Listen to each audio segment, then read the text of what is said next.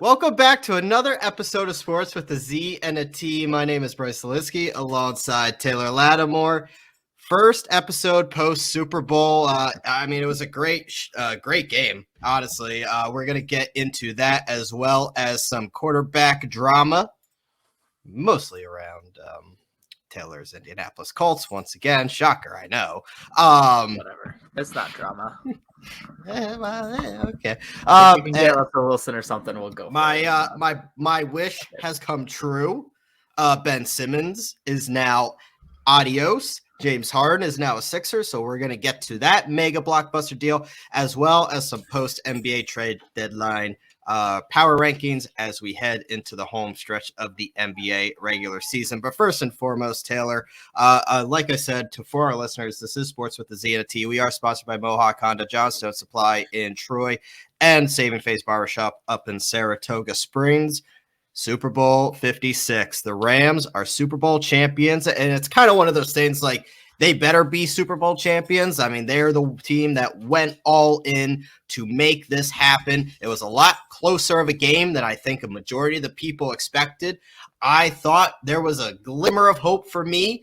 I really thought the Bengals were going to pull it out. Matthew Stafford had his career-defining moment, pulling the Rams onto a game-winning drive, leaving only a minute and a half left for Joe Burrow and company to try to come back, and they could not. Overall, though, a very good game. I know some people are saying it didn't have that like defining moment, but all in all, two drives were pretty defining. All in all, this was a very good quality Super Bowl that had everybody interested to the very end. Yeah, exactly. And that's all I really wanted, regardless of outcome. Obviously, I wanted to win some money, which I successfully did. But other than that, I just wanted it not to be a blowout because those are the worst Super Bowls. Even I'll take a defensive, low-scoring Rams-Patriots Super Bowl over like the Broncos-Seahawks, which I turned off after the first quarter. It was over. Like after the first play, basically, when they threw it over Manning's head. It was it. That was it. It's over. It's a wrap. But this game, yeah, it was nice. It was. And I know that everyone complained kind of about the officiating towards the end. The last Rams drive, they got some help with some calls that they weren't calling earlier in the game. But to be fair, if you look at it on the other side, Bengals got a very big missed call early on in the game with that the holding of the face mask on Ramsey that led directly to a 75-yard T. Higgins touchdown. So I think it kind of just I know it was the last drive as opposed to earlier in the game, but I think it evens it out pretty much. And when it came down to it, you had a chance, and Aaron Donald made a play. For me, the reffing, I was on board with what they were doing until the second half, really. It got to the point where letting them play was kind of getting out of hand, and they simply weren't calling it. And then to go with that whole idea of letting them play for about 58 and a half minutes, only to flip a switch and call very ticky-tacky penalties in the final 2 minutes of the game. I had a little bit of an issue with that, but I mean, there was missed calls on each side, and I don't think this game came down to any flag. Where some big plays were attributed to some penalties, but other than that, I don't think, we're sitting here looking at the Super Bowl, looking at any particular penalty and saying that defined the game. Yeah. However, this victory, like I said, provided at least short-term validation for the Rams' all-in approach. The club having traded a slew of draft picks to acquire Stafford. He's the difference maker that led them to a Super Bowl championship in his first year. And I mean, the argument could be made that kind of solidifies Matthew Stafford as a Hall of Fame quarterback. I think most people are on board with that resume. Not Richard Sherman. Outside all those tweets. What's that?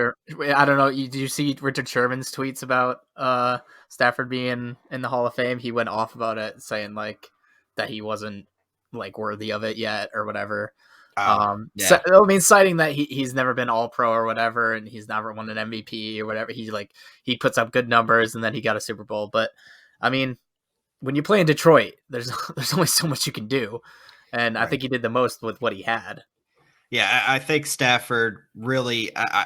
I have always liked Stafford, even when he was in Detroit, and I think he deserved a hell of a lot more than what he was given throughout his career. And Detroit gave him that opportunity, sent him out to the Rams, and he took full advantage of it in 1 year. I mean, we see now the past 2 years teams that have gone out, and we're going to get to this after we talk a little bit more about the Super Bowl, but the past 2 teams that have won the Super Bowl have gone out the offseason prior and acquired all-pro caliber veteran quarterback. And keep that thought on the back burner because we're going to get back to that.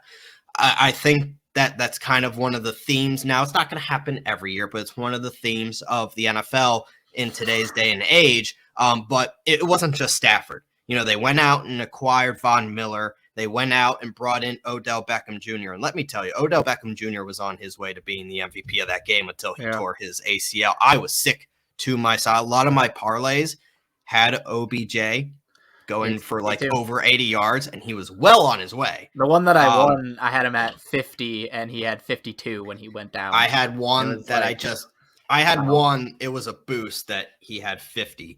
He had to get 50 or more. Oh, the Rams would have. I think the Rams would have blown out the Bengals had he stayed on. OBJ, they very much struggled without him. I mean, what happened? What really happened in that game was all the attention was towards Cooper Kupp, obviously, and the Bengals just don't have the talent outside of really Mike Hilton in that secondary. I mean, we saw Eli Apple struggle mightily in that game, and I think a lot of people are happy to see that. But I mean, Odell was doing whatever he wanted. It was kind of like a good for him moment. He was doubting those haters, showing up in the big light when given the opportunity, and he was going off. It sucked to see it happen the way it happened, but he did get his ring in the end, and he scored a touchdown. I mean, he was integral part of that first half. And like I said, it seemed like they would have destroyed the Bengals in the second half had they not lost him. When they lost him, it's devastating for him. I mean, to pull your ACL, the injuries that he's had to deal with as I think he tore his Achilles and stuff, and now he's torn his ACL, and it just sucks for him. But you do feel happy that at least they won, were able to cap it off, and his contribution was not for naught. When you look at one of the really, and let's switch sides of the ball here. And we talked about it last week, right? That one of the big outlier matchups to watch is the Rams pass rush versus the Bengals offensive line. That's not very good. 7 sacks. I mean, you're not going to get away with that very often. The Bengals have been able to do that leading up to this game, but I mean, 7 sacks, that doesn't include the final wrap-up by Donald that made the big play. That just proved too much for Joe Burrow and the Bengals to overcome. Burrow, I mean, he completed 22 of 33 passes, 263 yards. He had that 75-yard bomb to T. Higgins that you mentioned earlier, Taylor. Made no big mistakes, but I think really what it comes down to is Burrow just did not have enough time in the pocket to allow the big plays to develop, which is what the Bengals predicated themselves on pretty much all year. Now, they didn't face defenses like the Rams every single week, and that's where you saw a lot of their offense materialize. But when you face a Rams defense that has such a solid pass rush and an even better secondary led by Jalen Ramsey, I mean, he made the one mistake, but other than that, I mean, he's very good. It was just too much. And I think if you're looking, I think it's pretty obvious. It doesn't take a rocket scientist to figure it out. But the Bengals' top priority going into the offseason really is just protecting Joe Burrow, because I go back to my point that I made last week, and I've made it multiple times on the show, that, yeah, Joe Burrow is having a great year. Yeah, Joe Burrow has captured the hearts of Cincinnati and really took that franchise out of the depths of despair and brought him to the Super Bowl. But if you want that feeling to last, and if you want to see Joe Burrow make it back to the Super Bowl and have a different outcome, you got to protect him, because if you don't, you're not going to.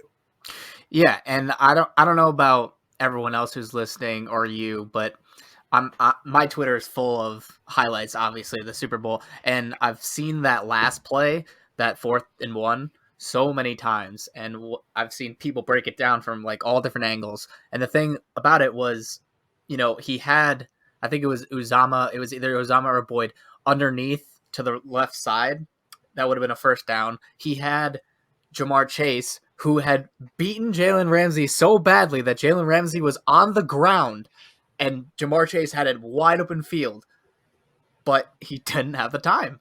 And that's the thing is you can have Jamar Chase. He was wide open. You can have Jamar Chase and all the weapons in the world, but if you don't have time for your quarterback to get the ball out, then you're not going to win.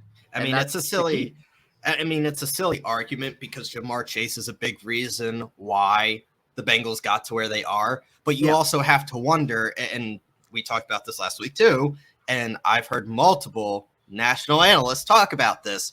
What happens if you had Matthew Slater or Penny Sewell instead of Jamar Chase? You still have pretty good weapons in T. Higgins and Tyler Boyd, CJ Uzoma, and Joe Mixon having his best year at the running back position.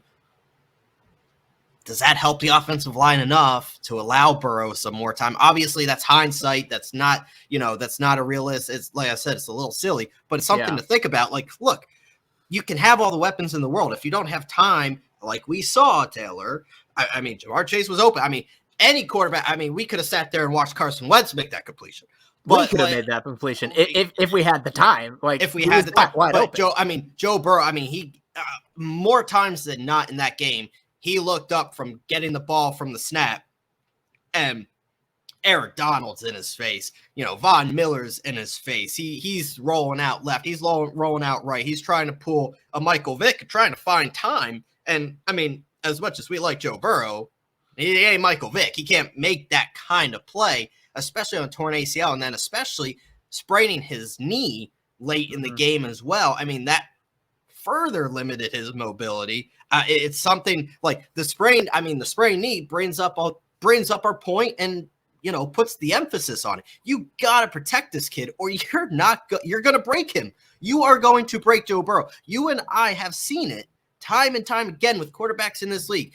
Taylor, you have witnessed it with Andrew Luck. I have witnessed it with Carson Wentz. Many other fans out there have witnessed it with their quarterbacks. If you do not protect him, you can break him. And that's what the Bengals are. I mean, look, I think Joe Burrow's a stud, and I think he's quickly ascending to being a top 5 quarterback in this league, if not more. However, you got to protect the moneymaker that is Joe Burrow. No, yeah, I totally agree. And hindsight is 2020, and we can't sit here and say that if Sewell or anyone else was there, that Aaron Donald with a Super Bowl ring nearly on his finger, 4th and 1, don't think that he might get through there no matter who's in front of him because he's arguably the greatest defender of all time. He probably does. There's a good chance he can do that again against anyone in the league. You put literally anyone, like Quentin Nelson, he might have been able to still like power through that because he just wanted it so bad and he was right there. You could taste it and he's ferocious. But to your point about injuries, yeah, exactly. We've seen it with Andrew Luck. It was devastating when Andrew Luck retired. And the thing that hurt about it the most is that he retired like when we got Quentin Nelson. Like we had an offensive line, but years upon years upon years of just straight up abuse where he is in Joe Burrow's position where he is getting sacked the most out of any quarterback in the league. Carson Wentz sacked the most out of any quarterback in the league. It shows. It shows in injuries. It shows in poor performance. It shows in nerves. It shows in everything. Like if you have a guy running at you, like an Aaron Donald or one of these huge guys, like even if you don't get hurt, it's getting in your head. Like you just feel like you're rushed always. Even if when you're not rushed, I feel like sometimes just like the motion of the line coming at you, even when they don't break through, you're still rushing yourself mentally. I think that's part of Carson Wentz's problem, or what one of his problems in Philly was, because like he's just always on the run from his life, and I don't want that for Burrow. I hope they invest in this. I mean, the Eagles had one of the better offensive lines in all of football, but the year he was exposed, the Eagles' offensive line was a revolving door. I mean, they had so many injuries, and you can't help injuries. But, I mean, when you're having practice squad guys that you're introducing yourself to the guys in front of you before practice and say, okay, let's get ready for a game next week, I mean, you're not going to have much success. Yeah, the injuries aside, though, like, the problem for the Bengals is they just need to, like, invest, like, multiple high draft picks or free agent money into their offensive line. Like, you have the weapons now. You have them. So while you have them, spend a little money, where it counts and protect him, and Joe Burrow can have another great year, and the Bengals at least can have an elite offense. That we know because we've seen it. Yeah. Last couple of notes on the Rams winning the Super Bowl here. Cooper Kupp, MVP, 8 receptions, 92 yards, and 2 touchdowns. Obviously, a big reason why the Rams won. I mean, really, when it came down to it, Matthew Stafford went to the guys that he could trust, and without having OBJ, Cooper Kupp was the guy. The safest bet I could have made in the Super Bowl was the Cooper Kupp, like over 70, 80 yards, whatever you want, and anytime touchdown score. Because it's just, I mean, you could have put down that he scored 2, and he did. So, but his safest bet in football this year was Cooper Kupp getting a touchdown. Cooper Kupp being MVP in the Super Bowl was a cherry on top on what truly was a historic season for him at the wide receiver position. Another headline to keep an eye on going into the offseason is, and this was a bomb that was dropped on us by Rodney Harrison about an hour before the game started, was that Aaron Donald, if the Rams won, could be retiring. And now after 8 seasons, he is a Super Bowl champion, has a legendary career. Is it the last time we see him on the football field? I would be rather surprised, knowing that he is only 30 years old, knowing that he is still very dominant. I would truly be surprised if he did retire. Now, I think there's a lot of people that start getting to their 30s and consider it, but they keep coming back. I mean, I'm sure he's going to consider it, but I would have a hard time seeing that the Rams window is so tight, him not gutting it, and I say gutting it out, but playing another year or 2. But I mean, when answering Michelle Tafoya's question after he won, he said, look, he's going to be in the moment, but it's something down the line that I will be talking with my family about. And, he does have, I believe, 3-4 kids now. I don't think there's anything else he has to prove. That's for sure. Yeah. But to see a guy like that, we saw it with Calvin Johnson. I mean, he had something to prove. I mean, he wanted to win a Super Bowl. Obviously, he didn't because he was in Detroit. But it's kind of a guy like Megatron where he's in his prime. You just wish you don't see a star go like that. But Aaron Donald is on the verge of possibly retiring. Yeah, and I mean, I don't know if I would be technically surprised because, I mean, what better way to go out as one of the greatest, if not the greatest, defensive player than your last play being a sack on 4th and 1 to essentially win the Super Bowl, to put it on ice. That's quite a way to go out. And so if he does choose to do it, I understand it. I totally get it, especially because he doesn't have anything else to prove. You could argue that he's the greatest defender of all time and defensive player, especially, I mean, interior lineman, I think, no doubt. It's just whether you put like a guy like JT in there, but Lawrence Taylor, not JT. But yeah, I wouldn't be surprised, but I think the allure of trying to go back to back could be enough to bring him back. Because I mean, if the Rams keep what they have, I mean, Odell Beckham is a free agent, and I think Von Miller might be too. But if they bring back majority of their pieces, I think they're going to lose Andrew Whitworth because he's going to retire because he's freaking 40 and he should definitely Whitworth's done. He is. He's most certainly done. I mean, this is the only thing he had left. He had to do. I think he might consider coming back to try to run it back, but it would be sweet to go out on the last play of your career being the game-winning sack. Oh, absolutely. And it sucks that football's over. Not gonna lie, it's been really fun, especially with all our picks and obviously a very exciting postseason and then a very exciting Super Bowl that the Rams won. I think that next year is going to be set up for a lot of drama because there's going to be a lot of movement this offseason, and we're going to keep you up to date to all of it. And it starts right now. It starts right now with the QB rumor mill. And, this has been on the verge, for the next couple of weeks. We have Russell Wilson. We don't know what Aaron Rodgers is going to do. You look at, is Kirk Cousins going to be back with the Vikings? What happens with Baker Mayfield and the Browns? Jimmy Garoppolo is going to be traded by the Niners. Where is he going to go? Does Derek Carr stay? Does Tua stay? What happens with Deshaun Watson? Where is he going to go? Now Kyler Murray is apparently disgruntled with the Arizona Cardinals. However, out of all the things, and I should not be surprised. I shouldn't be. But it still kind of caught me off guard when that little notification came across my phone Sunday afternoon as I'm getting ready for the Super Bowl and, putting in all my bets, not thinking of anything. I get this report that the Colts are likely to move on from Carson Wentz after 1 year. And it was reported by Mort and emphasized by the Athletic Zach Kiefer, emphasized by several outlets out there. This sounds like a marriage that is 1 year and done. And look, it was not.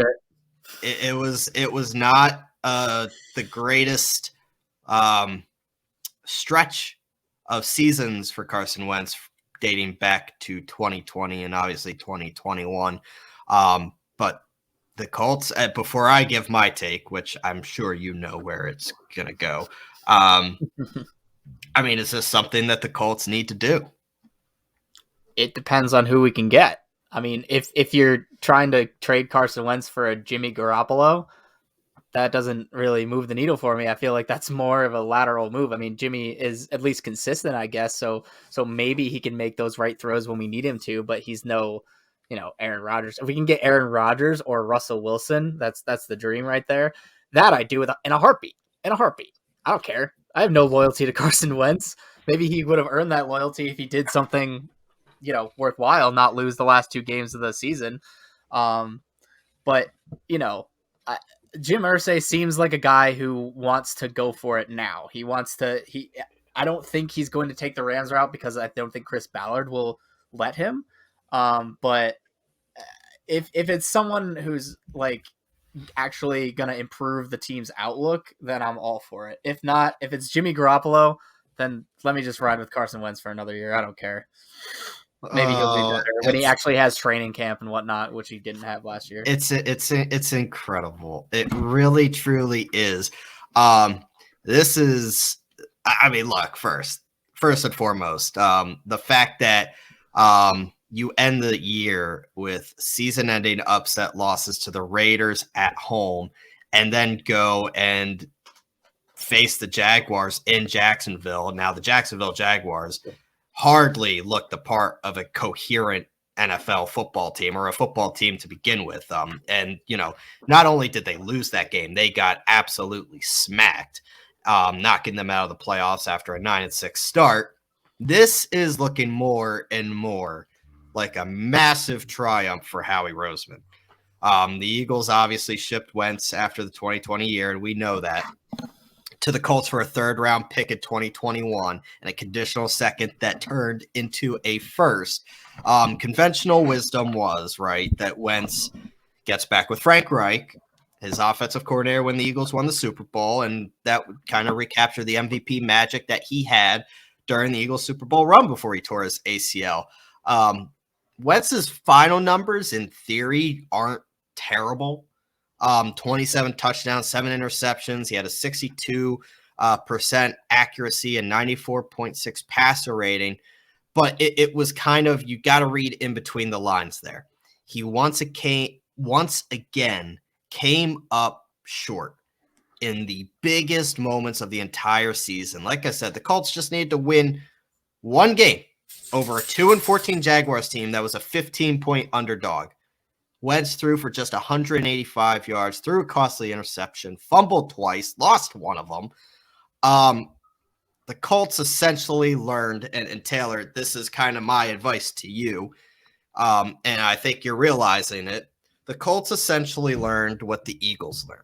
and that is whether it's because of injuries or other factors with Carson, his unwillingness to accept that he's wrong in certain situations, whether it be his personality, which has been reported very much that he is very stubborn, doesn't like to be told what he's doing wrong, doesn't like to be coached hard. And that kind of started to come out in Philly, and I started to not believe it. But now that you're seeing it once again under Frank Reich, the one guy that was supposed to fix him, Wentz just simply is no longer close to being the player who went 11-2 in 2017.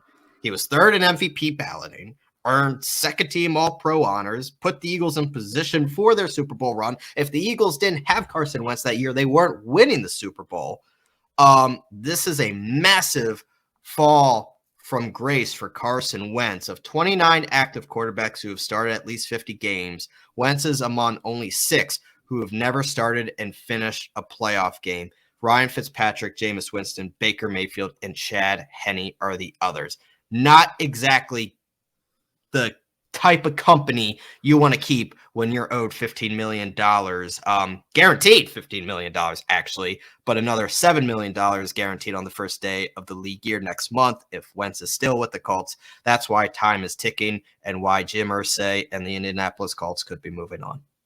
Yeah, but he also, Jim Irsay was, it's been reported, Zach Kiefer, he mentioned him earlier, reported that Jim Irsay doesn't really care if he has to eat money. Like, he's just willing to, like, eat Carson Wentz's contract. I mean, he's going to have to eat some of it regardless, but obviously he would like to save that $7 million, but... Yeah, you're not even getting what the Eagles got for Wentz at this point. No. I mean, you got to look at the Colts, and if you're the Colts, if you're Jim Irsay, and you're looking at this situation, if Wentz is on the Colts roster in 2022, he'll earn $28.29 million of base salary under the current terms of this deal. If the Colts release him, they absorb $15 million in dead money. That's a hit for net cap savings of more than $13 million. I mean, this is something that if Chris Ballard is looking at this, and obviously you're looking at the cap and you're looking at crunching the numbers, that's a tough hit. The Eagles took that hit this past year, got away with it. The Colts need that flexibility with that money. You're going to find a trade partner. I don't think you will, not with that contract. And I don't think the Colts could sit there and say, yeah, we'll take some of this money. You're still going to have to absorb the majority of that salary to move him. I think he's going to be released. I really do. I don't find a trade partner out there suitable for him. I don't see the Steelers doing it. I don't see a team like the Buccaneers doing it. I don't see a team taking on that contract when you have quarterbacks in the draft that you could take, when you have some cheaper free agent options out there. Nobody's going to take a $29 million quarterback that can't even beat the 2-14 Jacksonville Jaguars. Yeah, but I don't know if that's true, though, because I do think that he's better than a lot of quarterbacks that start on teams right now. I just think, especially like the Jacksonville loss, like I've said a million times, and I've screamed it at you, that I don't think that it was all his fault, because it wasn't. The whole team was bad. The whole team, like from the defense to the offense to the special teams to the offensive line to the wide receivers dropping passes to Jonathan Taylor not being able to make any runs because mostly the offensive line not making things for him, and the defense making Trevor Lawrence look like the best quarterback in the league. Like, it wasn't all his fault. And I do think that there's quarterbacks out there that aren't as good as Carson Wentz. So I don't think we're going to give him away for nothing. Maybe if they're really worried about the money and not finding a trade partner, maybe they'll release him. But I think that would be just releasing someone and like with no backup plan. Like, if we don't trade for anyone, then why would we release him?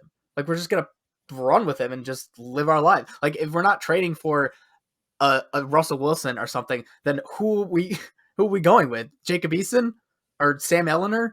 They're going to be drafting a quarterback in this year's draft. Yeah, but what quarterback are we going to get without a first-round pick that's going to be good enough to start?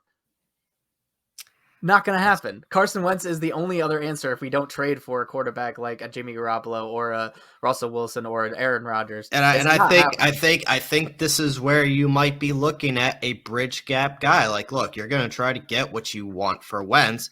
And then you're going to be looking at a guy like Jameis Winston or a guy like, I would take Carson Wentz over Jameis Winston.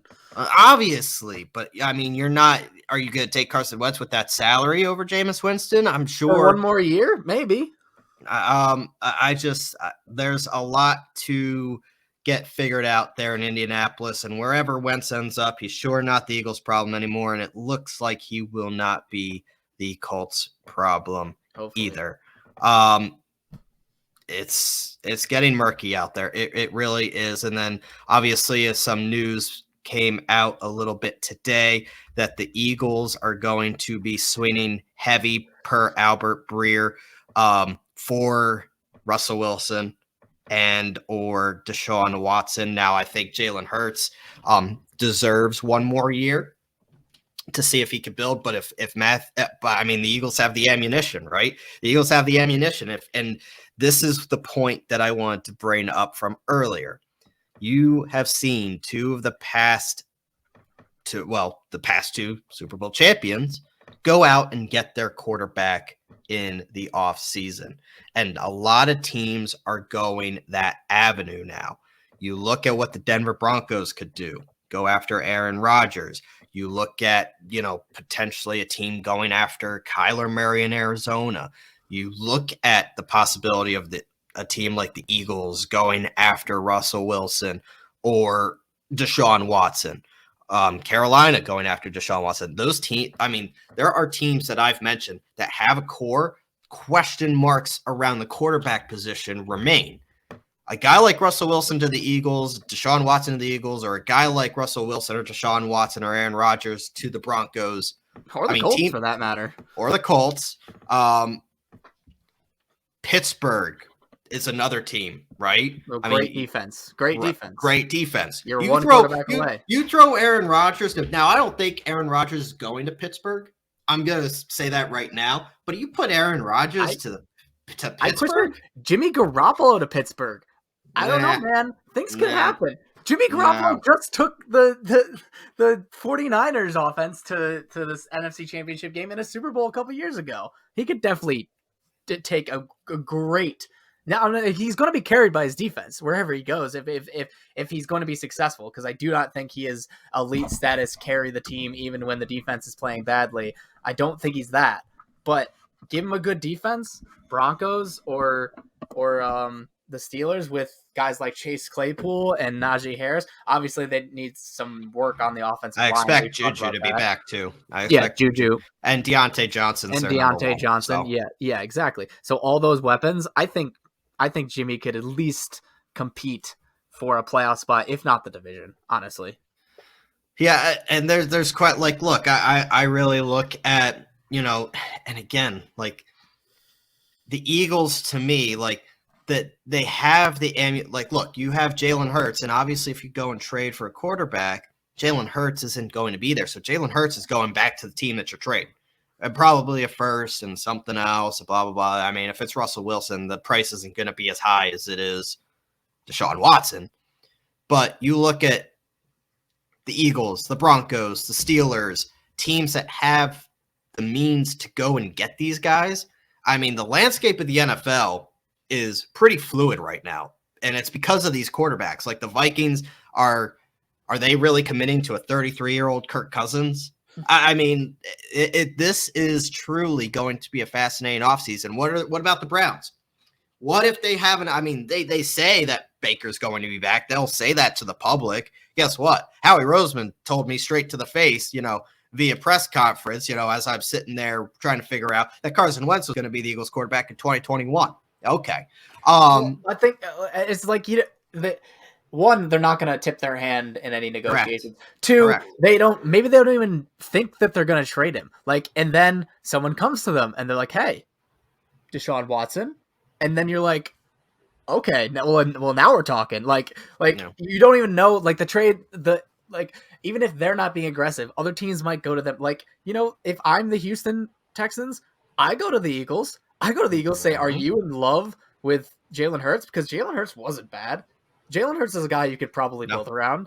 He wasn't fantastic. He's not Deshaun Watson, but Deshaun Watson doesn't want to be there. So you the go questions to him remain about ask Jalen for the Hurts is picks? can he develop into a true NFL passer?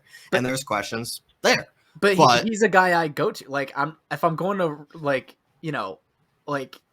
because they also have the picks is the thing. Like especially Right. like this year, if you're trying to make something happen before the draft, like Eagles have what 3 picks in the first? they have 15, 16, and 19. So if I'm Houston, that's the first team I'm calling because I mean the Seahawks can give you Russell Wilson, who's older, but like obviously I don't think Russell Wilson wants to go to the Texans. He has a no trade clause, I believe. I may He be does. wrong. Yeah, He does. So he And has a say in where he's going to go. But 2 teams. So his list is apparently like 6 to 8 teams that he's willing to go. 2 of those teams, 3 of those teams, I should say, are in the NFC East. The Giants, the Commanders, why would you want to go to the Giants? and the Eagles. Why would you want to go to the Commanders? New York. And Washington, I don't get that.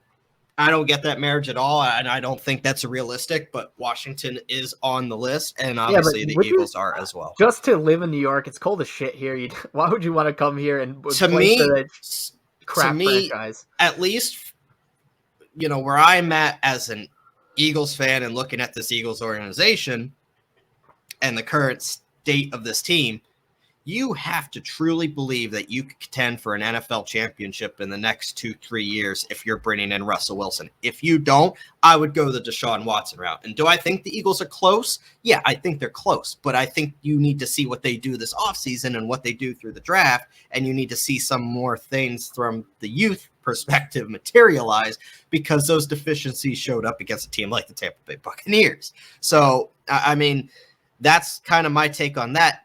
I think Jimmy G is a good fit for Washington. I think Jimmy G goes there. That's just my gut. I think Rodgers goes to the Colts. I think Kyler stays put. I really don't think – I think that's being brought up to be a little bit more than there is there. I think that was more of a shot to try to get him to, shape up. And he came out the next day. Mature a little bit? Yeah, he came out the next day and he was like, man, I'm going to try to work on myself or whatever. Yeah. And so – you think Rodgers is going to the Colts? No, Broncos. I thought you said Colts. Did I? I meant Broncos. No, I do not think Rodgers. You dropped that bomb on me, and I was like, "What? Since when?" I do not. I think the Colts are stuck with Jacob Eason. We're going with Carson Wentz. There's no way we are going to be like, sure, we'll go with Sam Ellinger over Carson Wentz. As bad as Carson Wentz is, he's not a backup quarterback. None of the guys on the Colts roster are ready besides for Wentz to play. I don't believe. So if we can't get a deal done, I'm pretty sure we're not going to drop. But who knows? Maybe we want to rid ourselves of that and just wash our hands of it. But I don't know why we were starting a rebuild like that, like a complete and utter rebuild with the best running back in the league and one of the best offensive lines in the league. So I don't know. It's going to be an interesting retool, and we are going to be here for all of it, obviously, with free agency coming, the new league year coming, and the NFL draft underway in April as well. Before we head to the basketball side of things, I do want to remind our friends that we are sponsored by Mohawk Honda, and it is a new year with new goals. Start your new year right behind the wheel of a new or pre-owned vehicle that fits your budget and your New Year's resolutions. Stop into Mohawk Honda and check out their broad selection of pre-owned inventory. They are there to find that right make and model and price point to fit your budget. Their goal is to help you meet your goals. Let Louis, the VIP man Morales, Jake Hot Sauce Doyle, Cars with Curran Sabota, or Mark from Clifton Park Ellis Jr. connect you up with the perfect deal. And right now is the perfect time to get top dollar for your trade-in with the Kelley Blue Book Instant Cash offer. Same day check-in, your hand the day you trade in your vehicle, even if you don't buy a car from them that day. Just ask for Brian with B. Mac McKenna, Mike Bennis, Nicole Oser, or Cam Let's Do a Deal McKenna. Again, all of their sales and leasing consultants will make your New Year's automotive goals their top priority. Start the new year right with just the right deal at Mohawk Honda in Glenville, where they always go out of their way to please you. It happened, Taylor. Oh, yeah. It happened. I didn't think it would. Didn't think it would. Taylor. I doubted it. Oh, James Harden is a Sixer, baby. After 2 years of praying that it would happen, it happened. Ben Simmons, get the fuck out of Philadelphia and go to Brooklyn and get your sorry ass in shape so we could see you March 10th. Can't wait. Can't wait to see you there, boo. This was a deal that just had to happen. Had to happen. It materialized over the week of the NBA trade deadline, and the official deal was James Harden and Paul Millsap go to the Sixers in return for Ben Simmons, Seth Curry, Andre Drummond, and 2 first-round picks. This, to me, and Taylor, I'll ask for your thoughts first, but this is a slam dunk trade by Daryl Morey and the Sixers. When you really look at what they gave up, which wasn't much, in my opinion, you gave up a player that, one, wasn't playing in a Sixers uniform again, so I don't even count him as an asset. Those draft picks mean nothing if you go where you really think this team could go, which is win a championship. So in theory, and it's not as cut and dry as this, in theory, you traded Seth Curry and Andre Drummond for James Harden and paired him with this year's MVP in Joel Embiid. Joel Embiid and James Harden, one of the best duos in the NBA now, and the Sixers are now the favorite in the East, in my opinion. I think it was a good trade. I texted you about it when it happened. I think it's a decent trade for both sides. For the Sixers side, I was critical of Morey for holding on to Ben Simmons for as long as he did. I think all of us were. I think a lot of people were saying, you're not going to get that good. Like his trade status is not like very high, or his trade value, and I didn't think it was. But you waited for a player who is elite, a top 10-ish player, depending on where he's dropped off a little bit this year, but maybe that was just disinterest. Hopefully with Philly, he gets it back in gear and starts to get into like really like gung-ho championship mode. I hope that he starts putting up, 50-point games again, along with Joel Embiid. And that pick and roll should be nasty. But you got him. You did not have to give up Maxey or Thibault, which I think was huge because Maxey is a great playmaker. He can good scorer, and Thibault is probably your best defender outside of Embiid. Could win Defensive Player of the Year if he got enough national love, but he never will. But that's a conversation for another day. Yeah, that is a different conversation. But on the flip side, you gave up Ben Simmons, who, like you said, wasn't even playing for you, so no loss there. Is it the only loss that you have is the addition that the Nets will get, because they're actually going to have him playing? And I know that you'll talk shit about him all day long, but if there's one thing that he's really good at, it's defense and passing, which he will give them. They don't necessarily need him to score that, and I say you don't need him to score because you have Kyrie, at least, away games, and Kevin Durant when he comes back. Hypothetically, when those two are on the court, along with the fact that you gave Seth Curry, who is probably your best 3-point shooter at the time, I think, and then Drummond to give them size, which they lacked. So in a way, it was the only bad part about it for Philly is what they gave to the Nets, because I do think it makes the Nets better overall if everyone's healthy and playing, especially if Simmons is out of the environment that so irked him. Maybe he will get back to playing like an all-star. And if that happens, being able to distribute the basketball to the scorers in Kyrie and Kevin Durant, and also defend at a high level, high enough that he is one of those guys who is in Defensive Player of the Year conversations most years, at least one of, if not the best perimeter defender, especially with Kawhi out, in the NBA, definitely one of them. I think that it was a good trade for the Nets, and they got 2 first-round picks. I do think that, like you said, for Philly, you don't care about those picks. Rookies do not win you championships. So it doesn't matter. You're in championship mode right now. You're in championship window, as long as hopefully James Harden stays and Embiid is in his ultimate prime, barring everyone staying healthy, knock on wood. This is your moment. This is your window again. for Philly. It has opened up again. It was kind of closing with Ben Simmons not there. Like, I don't think you had enough this year to win without Ben Simmons. Oh, no. And so it was kind of Ben Simmons was literally closing the door on you, and now that is gone.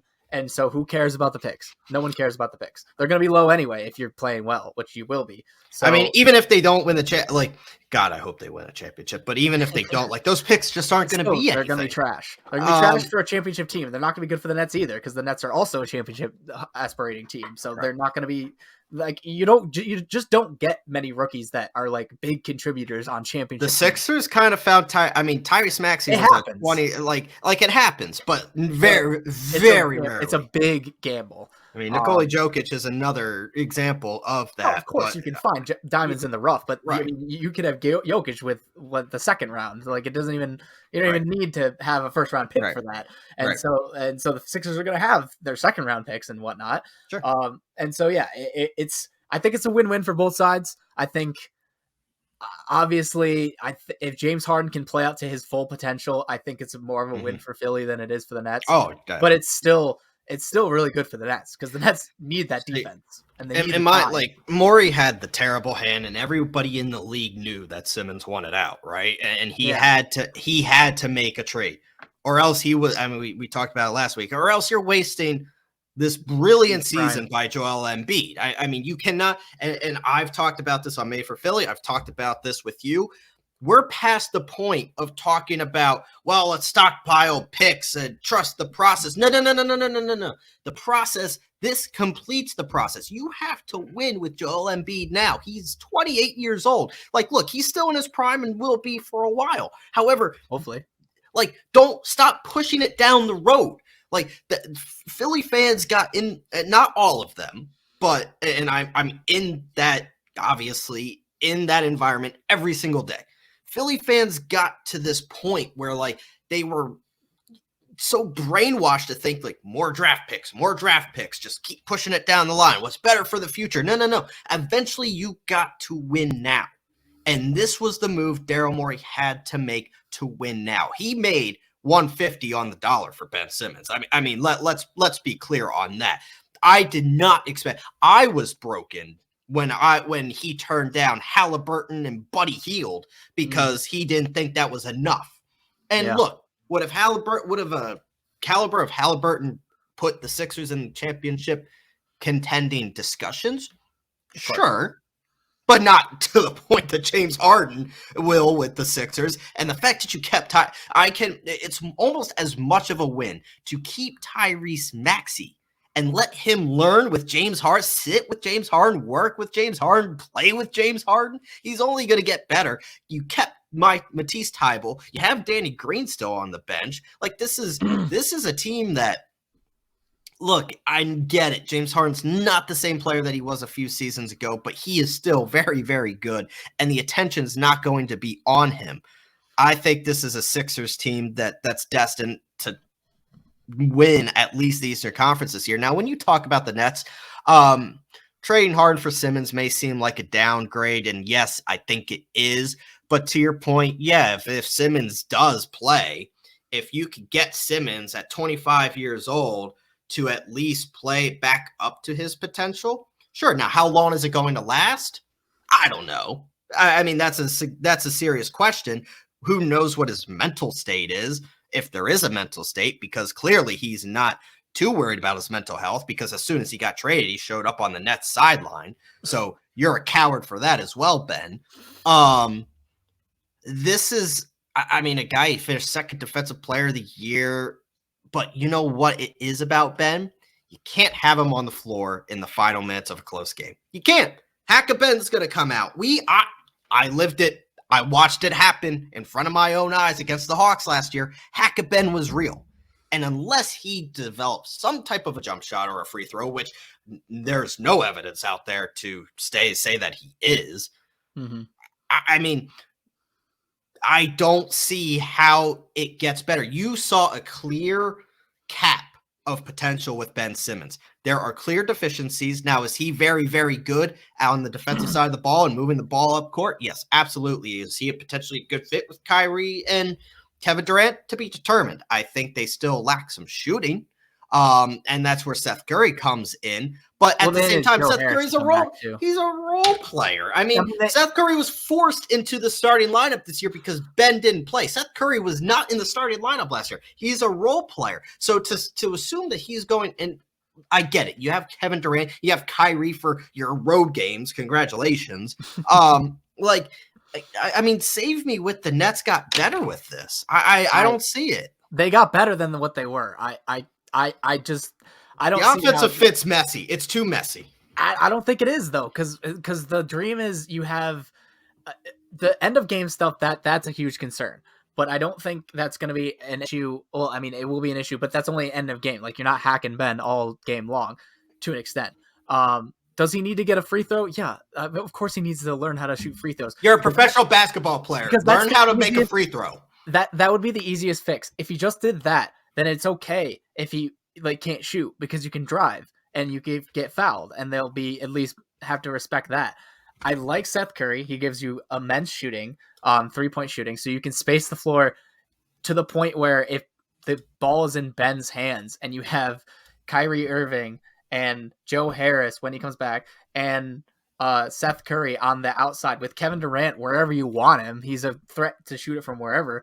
You can space the floor a ridiculous amount. Like, you won't be able to put anyone in the middle to stop a Ben Simmons drive if all those people are on the floor at the same time. Now, is their defense amazing in that lineup?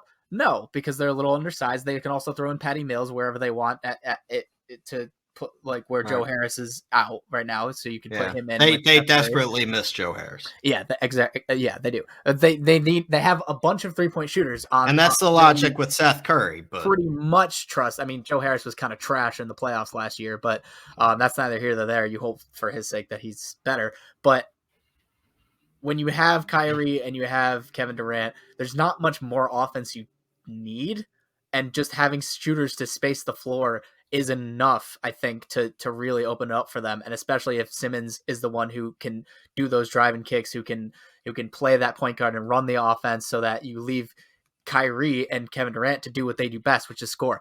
Kevin Durant and Kyrie are not run the floor guys. Kyrie may be a point guard, but he's more of a shooting guard. Let's be honest. He's a guy who wants to score. That's what he does best. Dribble and score. He's not a passer. He's never been a passer. So now you have a guy who can run your offense. And on the other side, he gives you defensive player of the year caliber perimeter defense that you're sorely lacking. You're missing all types of defense, but you also get John Day Drummond, who isn't a huge guy, but you know what? He can rebound and he can be that anchor in the back. Drummond was very, very serviceable, good for 10 to 15 minutes off the bench to spell Joel Embiid. He was a nice piece. I mean, obviously to go and get a Harden, you were going to give up something, but to sit here and be up, for me to sit here and say, damn, we lost Drummond. Damn, we lost Seth Curry for James Harden. I just don't have that. I don't have it. I think both teams got better, but I think Philly got to the most better. I was going to say more better. Better. I think Philly upgraded a ridiculous amount from a guy who wasn't playing at all to James Harden, a former MVP. And Philly and the Nets, they got better. They upgraded. What I think the Nets' biggest problem is Kyrie Irving and the fact that he cannot play home games. It will come back to bite them, obviously, like in the playoffs all the time. Like when they have to play their 2 home games that he's not going to be there for. Games 1 and 2. Well, actually, it won't be 1 and 2 for them because they're so freaking low.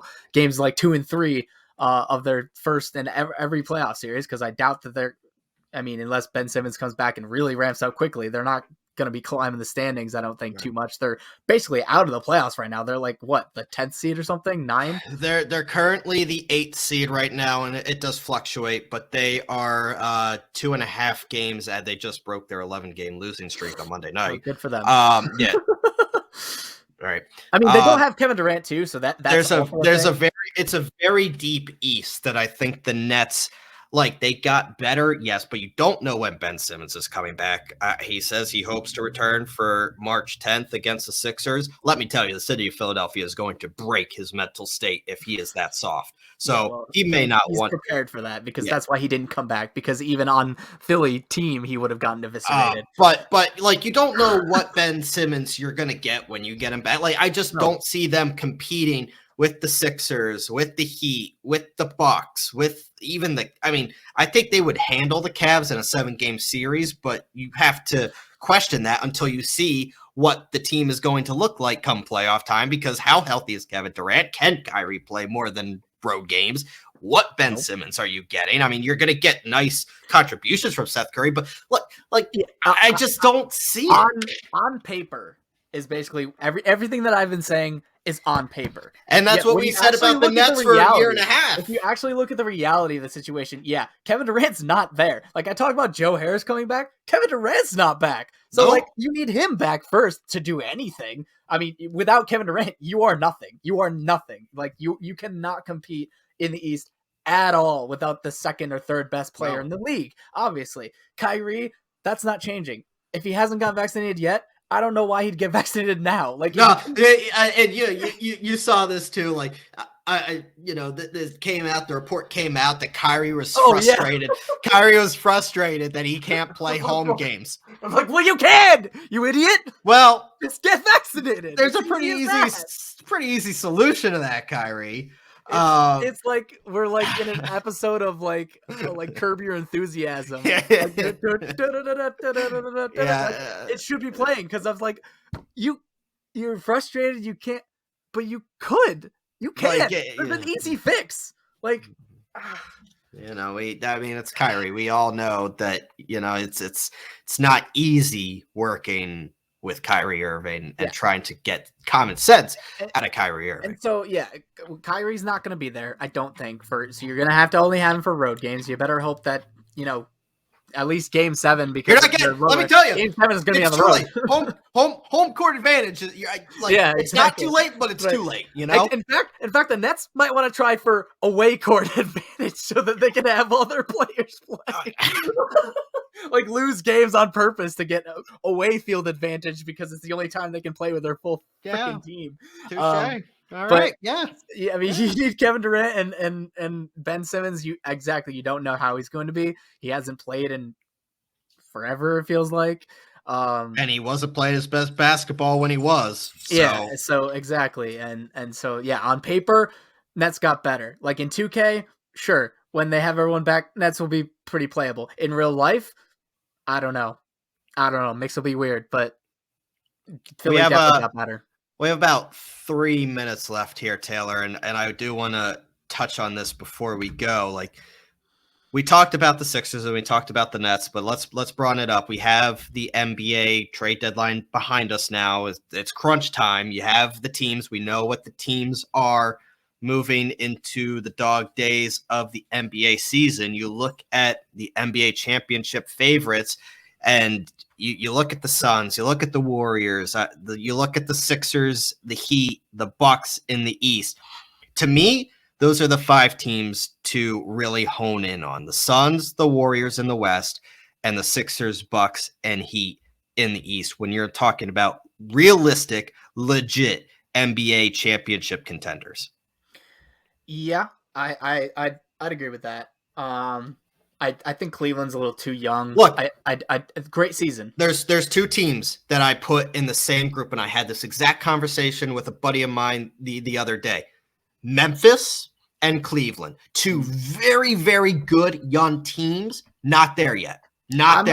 I'm slightly higher on Memphis because I do think that in terms of one superstar who can really carry the load at times, Ja Morant is like Cleveland doesn't Cleveland has Garland and he's good, and they have Jared Allen who is pretty good, and they have a lot of really good complementary pieces around them. Mobley, he's young, but when I look at Memphis, it's just Ja can carry you through a playoff series, I think. So I don't know if they have enough to get to the championship, but I wouldn't count them out. I think they could easily make a run. And then in the East, like you said, Miami's up there. Chicago, I don't really know what's buying it. Not buying it. Not buying it. No. I think DeMar DeRozan's playing great. Don't get me wrong, alongside Zach LaVine, and the Bulls have been a very, very good team this year. However, in a 7-game series against a team like the Sixers or the Bucks, they're going to get worn down, they're going to get bullied, and they're not going to have enough to come back. Yeah, I could definitely see that happening. I mean, Milwaukee. They don't have an answer for Giannis. They don't have an answer for Embiid. They don't have the response to match the shooting of Harden. And I think the Bucks are just too deep. Yeah. Yeah, I could definitely see that happening. And Miami's too good defensively. I think they can slow down Chicago. I'm not worried about Miami. The Heat are kind of like that team, like you want to believe in them, and obviously you as a Heat fan, you do. Like I want to believe. I don't want to believe in the Heat, obviously, as a Sixers fan, but talking about I like what the Heat bring to the table. I love Jimmy Butler a lot. I think this is a very good, obviously one of the better coached teams in the NBA. I don't even think that's a conversation. Yeah. But this is a Heat team as well. Like when you look at facing a team, I'm going to bring up the same two teams, Taylor, like the Bucks and the Sixers. I feel like they're like a slight notch below them, a slight notch. Well, you worry about like what happened last year in the playoffs for the Heat, where they got there and then we were expecting, Jimmy Butler to carry like he did. Do what he did in the bubble. Yeah. And he didn't. And it was kind of like, whoa, all right, well, now we got to retool. Bam's having a huge season. However, can that materialize to the playoffs? Bam struggled in the playoffs last year too. But the team is better. It's different and better. Like Kyle Lowry. Kyle Lowry is one addition. He's a hard-nosed player, very good. And experience, won a championship. PJ Tucker played in a lot of big games. Good defender, hard-nosed, edged guy. He's one of those bruisers, if you will. And so I do think that they're a better team than they were last year, and I think that they can really make some noise. But who knows how far they can get? Because I don't know. Because it's hard to trust Jimmy because Jimmy did so well in the bubble, and then he followed it up with that perforence. See, so I don't want to discredit Jimmy Butler because personally I like Jimmy Butler a lot, obviously. But and I kind of discredit the Lakers championship too. Like anything that happened in the bubble, like I kind of slightly discredit. I'm not one of those guys. I'm not a bubble hater, obviously, because I'm a bubble hater. Yeah, well, yeah, right. But I mean, obviously, there's some things that were weird in the bubble. Forget that the Pacers player who is like I forget who it was, but he was like freaking Michael Jordan for a couple play-in games or whatever. The only thing that materialized from the bubble was the Grizzlies. Yeah, the Grizzlies going on fire and actually building on it, and now they're one of the top teams in the Western Conference. Like I said, I think they're slightly below well. I think if we're talking about the bubble, it was just it's not so much the bubble itself. I think it was the 3 months of rest in the middle of the season. That too. That too. That really helped people like LeBron James and Anthony Davis who get hurt all the time. And like Anthony Davis gets hurt and LeBron just being LeBron, having that rest period. I think it was more of that than the actual bubble itself. Like everyone was like healthy as all hell. So, but I and in the West, obviously the Warriors and the Suns. Yeah, I think there's a clear top two there. I think there's a clear top two. And the Suns are playing lights out, and then the Warriors. If I had to predict an NBA championship right now, an NBA Finals to me would be the Warriors and the Sixers. That's what I'm going with when it comes to my finals prediction. I think I might go with Phoenix making it again. And see, I don't know. The East is so tough. Like I still think Giannis could, and the Bucks could make a run back. Very well could. I think Miami could do it. I think the Sixers obviously can do it. Don't say the Nets. I'll kill you. I'm gonna go through this camera and kill you. If everyone's healthy, I'm done with the ifs. I'm done with the ifs. I want to see what I said. The state of the teams as of now. Durant's not healthy. Kyrie can't play home games, and Ben Simmons is a mental nutcase. No, I'm not picking the Nets as a legit NBA championship contender. If right now, I had to pick, I'd say Milwaukee. I'd say rematch of last finals. Rematch. Milwaukee and the Suns. Ugh. I know it's a terrible rematch. I hope that the Warriors make it, but the Suns have been so good against the Warriors that I don't know if they met in a 7-game series. I think Klay Thompson's only getting better, and I think Draymond just doing a little more in his rehab. James Wiseman might be coming back. Steph Curry. If Wiseman comes back, that's a different story because not that he's like a superstar or anything, but he does give them He's gonna help. much needed size. He's gonna help. Much needed size. Like he gives them interior defense for days compared to what they have right now. And just personally, like, yeah, is there a way I'm not picking the Sixers to go to the finals? No, but at the same time, like I look at the way Embiid is playing, and just in my opinion, I have to see the fit first. I have to see the fit too, but there's the potential there to have one of the greatest duos, at least since Shaq and Kobe. Yeah, there's potential for sure. And the pick and what they could do in the pick and roll game. But what happens if Harden starts doing his whole like dribble forever thing? Like, are they going to do that? Are they going to try to just run a lot of pick and roll? I look, and that's going to be up to Doc. The ball up and they use him off ball. Like that's going to be up. That's going to be up to Doc to figure out. And I think Maxi's still going to be the primary ball carrier. I do. Yep.